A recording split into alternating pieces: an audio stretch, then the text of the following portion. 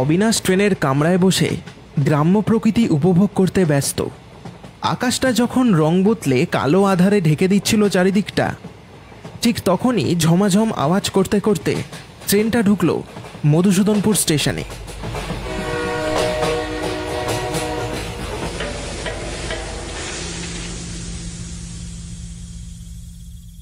Abinash train থেকে নেবে একবার চারিপাশটা চেয়ে দেখল। ওহ, কোমরটা ধরে গেল। সেই কখন ট্রেনে উঠেছি। ট্রেনটা যদি ঠিক সময় মতো আসতো তাহলে আরও আগে এসে পৌঁছাতাম এখানে। এবার এই ওষুধগুলো ঠিকঠাকভাবে ডেলিভারি করে ভালোয় ভালোয় বাড়ি ফিরতে পারলে হয়। অবিনাশ ওষুধের একটা ছোট কোম্পানিতে কাজ করে। তার কাজ হলো সারাদিন এদিক ওদিক ঘুরে তাদের কোম্পানির ওষুধগুলো স্থানীয় দোকান বা ডাক্তারখানায় পৌঁছে দেয়া। তবে সে কোনোদিনও ভাবেনি যে কোনো এক সময় তাকে ওষুধ ডেলিভারি করতে এই এত দূর কোনো এক গ্রামে এসে পড়তে হবে। কি মুশকিল! স্যার যে বলেছিলেন স্টেশন থেকে বেরিয়ে টোটো রিক্সা সব পাওয়া যাবে, কিন্তু দেখে যা মনে হচ্ছে তাতে রিক্সা তো দূর, একটা মানুষের দেখা পাওয়া যাবে কিনা তা নিয়ে সন্দেহ আছে। যাই দেখি, ওদিকটা একবার যাই, যদি কিছু চোখে পড়ে। অবিনাশ হেঁটে স্টেশন চত্বর ছেড়ে বেরোলো। গ্রামের একটা কাঁচা রাস্তা ধরে হাঁটা লাগালো সে। কাউকে দেখতে পেলে ঠিকানাটা একবার জিজ্ঞেস করবে। হাঁটতে হাঁটতে সে একটা চা দোকানের সামনে এসে পড়ল। উফ, হাফ ছেড়ে বাঁচা গেল। এই যে দাদা, একটা সাহায্য করবেন? আমাকে আমাকে আমাকে এই ঠিকানাটা একটু বলে দেবেন। আমি আসলে অনেক দূর থেকে আসছি, এখানকার রাস্তাঘাট সেরকম কিছুই চিনি না। চা দোকানের লোকটা অবিনাশকে একবার মাথা থেকে পা পর্যন্ত ভালো করে দেখে নিল, তারপর বলল, কোথায় যাবেন? না বললে কি করে বলবো? হ্যাঁ হ্যাঁ, আসলে আসলে আমি এই যে এইখানে যাব। অবিনাশ লোকটাকে একটা চিরকুট দিল। লোকটা সেটা দেখে বলল, ও, তা আপনি ওই বল্লভপুরের দিকে যাবেন? তামশাই, আপনি যে বড্ড দেরি করে ফেলেছেন। এখন তো রিক্সা বা অটো কিছুই পাবেন না। এখানে সন্ধ্যে 6টার পর কোনো কিছুই চলে না। আর এমনিতেও হেঁটে গেলে মোটামুটি ওই 4 ঘন্টা তো লাগবেই। এখান থেকে বল্লভপুর বেশ মাইলখানেক পথ। সে কি বলছেন মশাই? মাইলখানেক পথ? তাও আবার হাঁটলে 4 ঘন্টা লাগবে? এই যে মহা মুশকিলে পড়লাম দেখছি। এখন কি করি? আপনি বরং একটা কাজ করুন, আমার বাড়ি এই সামনেই। আজ রাতটা সেখানে কাটিয়ে না হয় কাল ভোর ভোর বেরিয়ে পড়বেন। না না, আসলে আসলে আমাকে এই ওষুধগুলো আজকেই পৌঁছে দিতে হবে ওখানে, না হলে আমার স্যার আবার খুব কথা শোনাবেন। আপনাকে অনেক অনেক ধন্যবাদ মশাই, আপনি অন্তত সাহায্যের হাতটা তো বাড়িয়ে দিলেন। আজকাল তো এরম মানুষ আর দেখাই যায় না। আরে না না, ও কোনো ব্যাপার না মশাই, তবে একটু সাবধানে। রাতের বেলা এখানকার রাস্তাঘাটে বড় বিপদ কিন্তু। অবিনাশ আর কিছু বলল না। আচ্ছা দাদা, আমি চলি তবে। অবিনাশ একটু হতাশ হয়েই হাঁটতে থাকল। কয়েক পা হেঁটে যাবার পরেই গড় গড় শব্দ করে কি যেন এসে দাঁড়ালো তার পাশে। অবিনাশের হতাশ মুখটা এবার একটু যেন আনন্দে ভরল।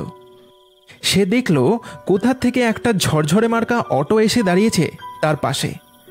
অটো চালক তাকে জিজ্ঞেস করল, কে দাদা, কোথায় যাবেন বলুন, আমি পৌঁছে দিচ্ছি।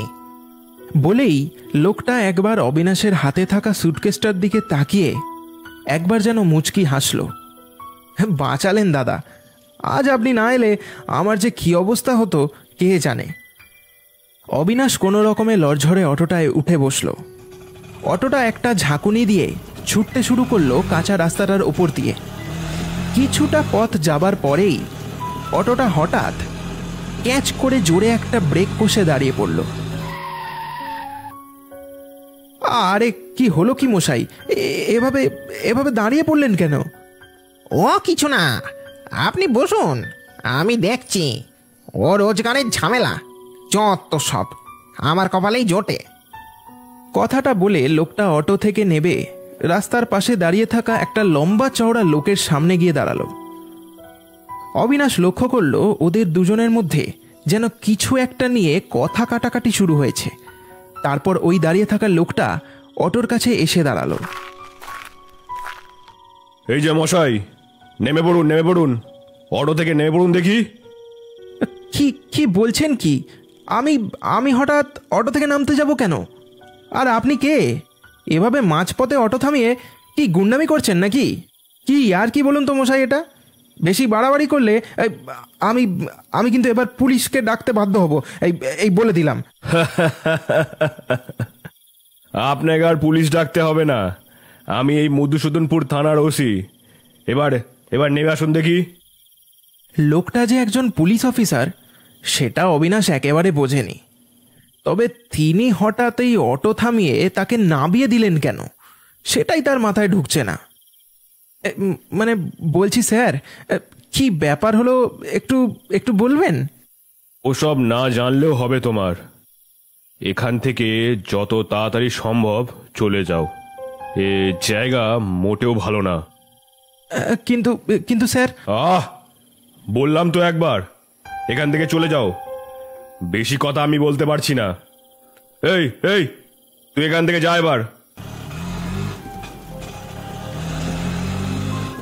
অবিনাশ দেখল ওই অটো চালক অটোটা ঘুরিয়ে নিল, তারপর এসে দাঁড়িয়ে একবার তার দিকে চেয়ে যেন মুচকি হাসল, তারপর আবারও অটোটা নিয়ে সেখান থেকে চলে গেল। কি হলো কিছুই বুঝল না সে। অগত্যা কোনো উপায় না পেয়ে অবিনাশ হাঁটা লাগালো গন্তব্যের দিকে।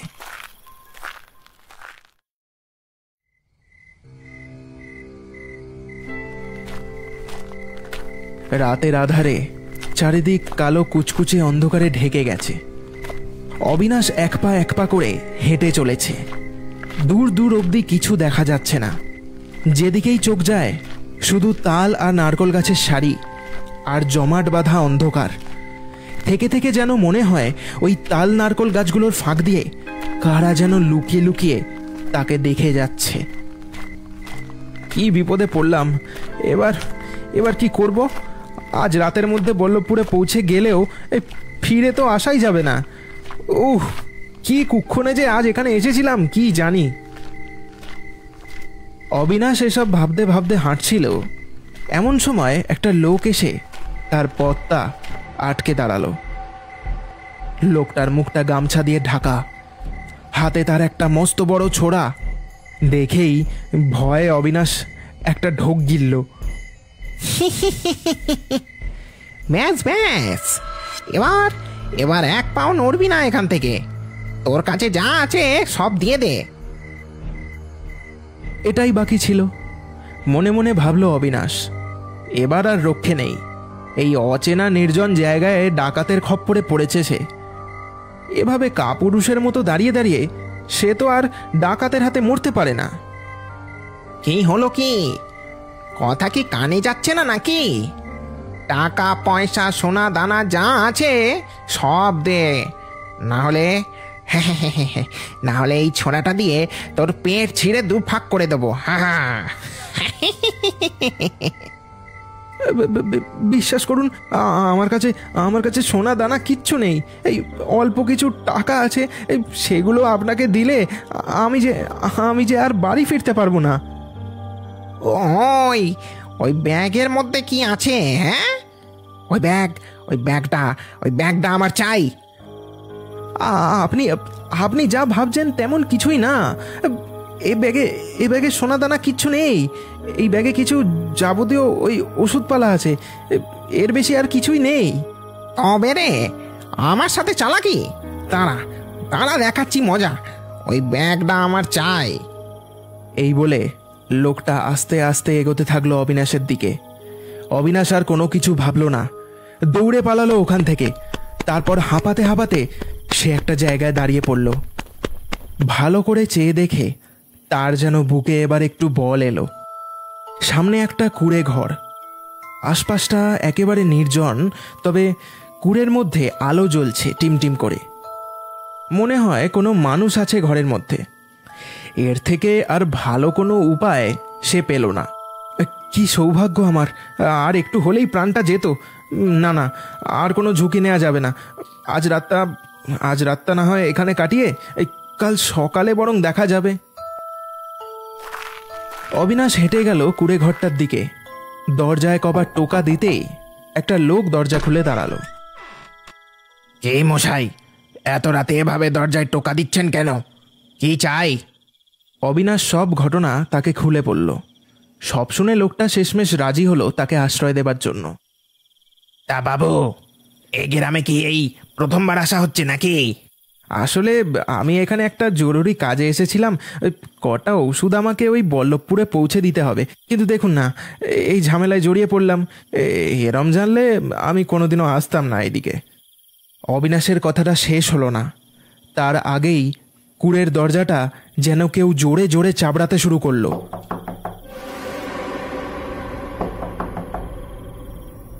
আরে কি হলো কি হে?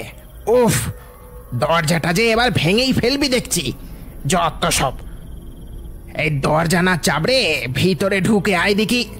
এ বেটাকে অনেকক্ষণ ধরে কথাই জড়িয়ে বসিয়ে রেখেছি। অবিনাশ একেবারে হকচকিয়ে গেল। লোকটার কথা শুনে তার কেমন যেন খটকা লাগছে এবার। এই যে কি কি বলছেন মশাই? আমাকে নিয়ে এরম রসিকতা করছেন কেন? ও কিছু না, আপনি বসুন। আমার এক বন্ধু এসেছে তো, তার সাথে আপনার আলাপ করাবো। কিন্তু দেখুন কি ফাজিল লোক, বলছি ভিতরে আসতে, তাও সেই দাঁড়িয়ে দাঁড়িয়ে দরজা চাবড়েই যাচ্ছে। মানে মানে দরজা না খুললে উনি উনি উনি ভিতরে আসবেনই বা কি করে? কি মুশকিল! ওরে ওরে, এবার আয় দেখি। এই অনেক হলো তোর ফাজলামি। এরপর অবিনাশ যেটা দেখল সেটা দেখে তার আত্মারাম খাঁচা ছাড়া হলো। সেই লোকটা যে একটু আগে তার পিছনে পড়েছিল, দরজা ভেদ করে হাওয়ার মতো এসে দাঁড়ালো ঘরের মধ্যে। তারপর মুখের ঢাকাটা সরিয়ে তাকালো অবিনাশের দিকে। কি দাদা, চিনতে পারলেন আমাকে? আপনি আপনি আপনি তো সেই... হ্যাঁ, আমি সেই অটো চালক। ওই বেটা ওসি আজ আমার হাত থেকে বাঁচালো একে, না হলে তখনই একেবারে নিয়ে আসতাম এখানে। কি হচ্ছে এসব? আমি যে কিছুই বুঝতে পারছি না। তোমরা কারা? আমার থেকে কি চাও তোমরা? হঠাৎ ওই অটো চালক আর ওই লোকটা অবিনাশের সামনে এসে দাঁড়ালো। তারপর আস্তে আস্তে তাদের শরীরটা যেন পাল্টে গিয়ে এক অপদেবতার রূপে পরিণত হলো। অবিনাশ এতক্ষণে বুঝতে পারল এরা কারা। এরপর সে দেখল তার হাত দুটো কেউ যেন বেঁধে ফেলেছে, পা দুটো কোষে দড়ি দিয়ে বাঁধা। তারপর হঠাৎ তার চোখ গেল ঘরের একদিকে, একটা স্ট্রেচারের মতো কিছু, তার ওপর পড়ে আছে আস্ত একটা নরকঙ্কাল। আশপাশের মাটির ওপর পড়ে অজস্র হাড়ের টুকরো। অবিনাশের বুকটা এবার যেন ঠান্ডা হয়ে গেল। ভয়ের চোটে শরীরটা যেন বরফের মতো জমে যেতে থাকলো তার। এবার কে বাঁচাবে তোকে? আজ তোকে মেরে তোর শরীরটা পাচার করব। এরম জোয়ান ছেলের শরীর বাজারে এর অনেক দাম। হ্যাঁ, কিন্তু তার আগে ওই ব্যাগটা আমি জানি ওর মধ্যে প্রচুর সোনা দানা টাকা আছে। কি বলছো কি তোমরা? আমাকে দয়া করে ছেড়ে দাও। আমি তো তোমাদের কোনো ক্ষতি করিনি। তবে তোমরা আমাকে... চুপ! তখন ভালোই যদি ওই ব্যাগটা আমাদের দিয়ে দিতিস, তাহলে আর এটা দেখতে হতো না তোকে। এবার যে কোনোভাবেই আমরা তোকে ছাড়বো না, কেউ বাঁচাতে পারবে না তোকে। এই বলে ওই দুটো অশরীরী এগোতে শুরু করলো অবিনাশের দিকে। আজই তার শেষ দিন, তাকে এদের হাত থেকে আর কেউ বাঁচাতে পারবে না। হঠাৎ কেউ যেন তার হাত পায়ে বাঁধা দড়িগুলো খুলে দিল। তারপর জোরে একটা ধাক্কা মারল ওই দুটো লোককে। ওই অটো চালক আর ওই লোকটা ছিটকে গিয়ে পড়ল মাটিতে। অবিনাশ অবাক হলো, তারপর চেয়ে দেখল ওই পুলিশ অফিসার যে তাকে তখন ওই অটো থেকে নামিয়েছিল। তবে তাকে দেখেও এখন স্বাভাবিক বলে মনে হচ্ছে না। মুখটা কেমন যেন ফ্যাকাশে, যেন তার শরীরে প্রাণ নেই, চোখগুলো অস্বাভাবিক রকম লাগছে। স্যার, আপনি? হ্যাঁ হ্যাঁ, আমি। কি করতে এসেছিলে এখানে? বারবার তো আমি তোমাকে এভাবে বাঁচাতে পারবো না। এখন এখন পালিয়ে যাও এখান থেকে। এদের আমি দেখছি। কিন্তু কিন্তু এসব হচ্ছেটা কি? এরা কারা? আর আর আপনার এই অবস্থা হলো কি করে? আহ, বড্ড বক বক করো তুমি। এইসব কথা বলার সময় এখন না। যে কোনো সময় ওরা আক্রমণ করতে পারে, তখন কিন্তু আমি কিছু করতে পারবো না। এখন এখন পালাও এখান থেকে বলছি। ওই অফিসারের কথা শেষ হতে না হতেই ওই দুটো অশরীরী তার ওপর ঝাঁপিয়ে পড়ল। একদিকে ওই অফিসার আর অন্যদিকে ওরা দুজন। ওদের মধ্যে এখন ভয়ানক ধস্তাধস্তি শুরু হয়েছে। এই এই এই এই, ওই ছেলেটাকে ধর, ওই ছেলেটাকে ধর তুই। আমি আমি বেটাকে দেখছি।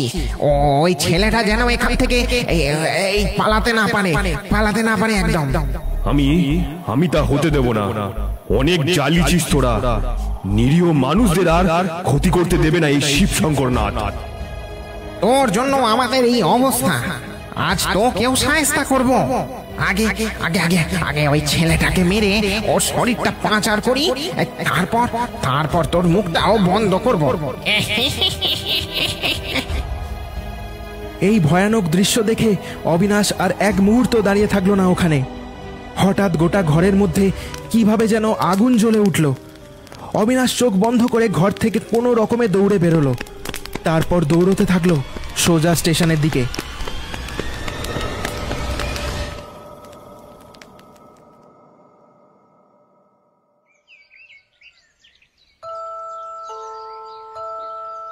পরের দিন সকালে অবিনাশ চোখ খুলল। তাকে দেখে একটা লোক এসে দাঁড়ালো তার সামনে। এনাকে তো খুব চেনা চেনা লাগছে। ও হ্যাঁ, ইনি তো সেই কালকের চা দোকানের লোকটা।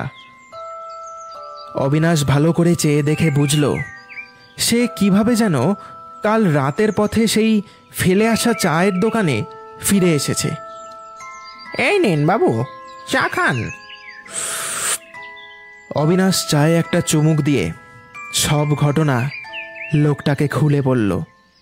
ভোরবেলা যখন দোকান খুলতে আসি তখন দেখি আপনি অজ্ঞান হয়ে দোকানের সামনে পড়ে আছেন। এই কোনো রকমে আপনাকে তুলে এই বেঞ্চিটায় শুইয়ে দিলাম। এই আপনার সাথে এরম কিছু ঘটবে তা আমি বুঝতেই পেরেছিলুম। আপনি এই প্রথম নয়, এর আগে অনেকের সাথেই এরম ঘটনা ঘটেছে। তাই তো কাল আপনাকে ওই অত করে বললাম আমার বাড়িতে রাতটা কাটানোর জন্য। আপনি তো আমার কথা শুনলেনই না। অবিনাশ মনে মনে ভাবল, কাল এই লোকটার কথা শুনলে হয়তো এই বিপদের মুখে পড়তে হতো না তাকে। ওরা ওরা কারা ছিল আর আর আমাকে কেন আক্রমণ করতে এসেছিল? আমি তো সেটাই বুঝতে পারছি না মশাই। আজ থেকে 10 বছর আগে এ গ্রামে দুটো লোক বাস করত। দুজনেই ছিল বড় খুনি। একজন অটো চালিয়ে লোক তুলে তাদের অপহরণ করে নিয়ে যেত কোনো একটা গুপ্ত কুঠিরে। তারপর তাদের থেকে সব টাকা পয়সা সোনা দানা ছিনতাই করে সে আর তার এক সাথী মিলে ওই ওই ওই নিরীহদের প্রাণে মেরে তাদের শরীরের প্রতিটা অঙ্গ কেটে টুকরো করে বাইরে কোনো বড় মাথাকে পাচার করে দিত। পুলিশ অনেক তাদের আটকানোর চেষ্টা করে, কিন্তু কিছুই ফল হয়নি তাতে। একদিন এক সৎ আর কঠোর পুলিশ অফিসার এই শিবশঙ্কর নাথবাবু বদলি হয়ে আসে এই গ্রামে। সে এসব জানতে পেরে তাদেরকে পাকড়াও করার সিদ্ধান্ত নেয়, কিন্তু সে তাদের ধরতে গিয়ে নিজেই মারা পড়েন ওই ওই ওই দুজনের হাতে। এরপর বেশ কিছুদিন কাটলো। তারপর হঠাৎই একদিন রাতে শোনা গেল যে যেই গুপ্ত জায়গাতে তাদের এই বেআইনি কাজের আড্ডাটা ছিল সেখানে নাকি হঠাৎ আগুন লেগে গেছে।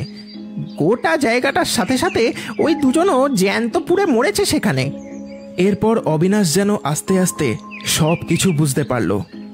এই লোকটা যেই অফিসারের কথা এইমাত্র বলল, সেই কাল রাতে এসে তাকে ওই অশরীরীদের হাত থেকে বাঁচিয়েছে। আর যেই গুপ্ত কুঠির কথা বলল, কাল রাতে হয়তো অবিনাশ সেখানেই গিয়ে পড়েছিল। তবে কি এই ভৌতিক কাণ্ডর পিছনের আসল রহস্য এটাই? একদমই ঠিক বলেছেন বাবু। এই যবে থেকে ওরা ওভাবে জ্বলে মরেছে, ঠিক তবে থেকেই এরম ভুতুরে কাণ্ড শুরু হয়েছে এই গ্রামে। ওই দুই শয়তান আজও কোনো কাউকে একা পেলে ছাড়ে না। তবে প্রতিবারই শোনা যায় কোনো এক লোক এসে নাকি সবাইকে বাঁচায় ওদের হাত থেকে। হয়তো শিবশঙ্কর বাবুই হবেন। বেচারা মরে গিয়েও আজও তার কর্তব্য পালন করে যাচ্ছেন। তবে ওদের গুপ্ত আড্ডায় আগুন লাগাটা এখনো ঠিক বুঝলাম না। কোনো জায়গায় কোনোদিন এভাবে আগুন লাগে নাকি?